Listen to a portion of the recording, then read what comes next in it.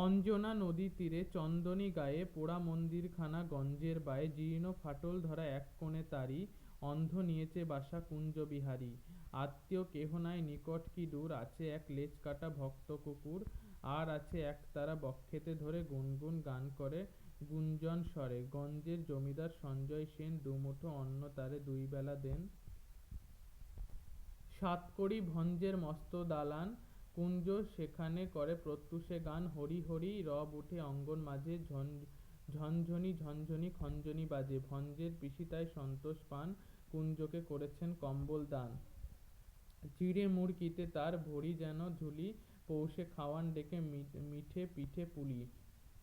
আশ্বিনে হাট বসে ভারী ধুম করে, মহাজনী নৌকায় ঘাট যায় ভরে। হাঁকাহাঁকি ঠেলাঠেলি মহা শোরগোল, পশ্চিমী মাল্লারা বাজায় মাদল।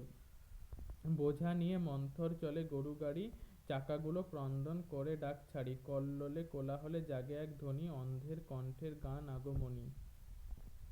সেই গান মিলে যায় দূর হতে দূরে, শরতের আকাশেতে সোনা রোদ্দুরে।